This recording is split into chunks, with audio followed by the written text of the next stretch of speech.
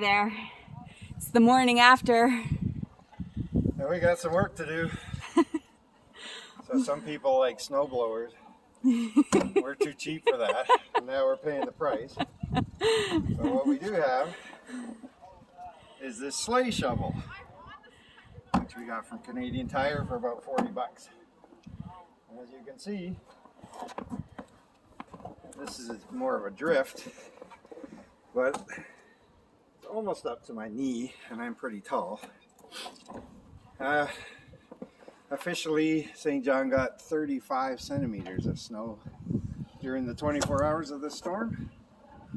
But also, as we've talked about before, now that the storm's over, beautiful sunshine. Yes, a gorgeous day. So after we dig ourselves out, we'll have a lovely day to enjoy.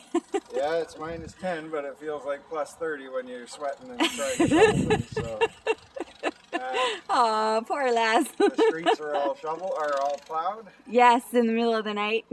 So everything's clear and ready to go. You'd never even know there was an issue except for all the mountains of snow everywhere. So we'll get to work, and we just wanted to show you what it was like after the fact. All right. Have a good day, and we love St. John.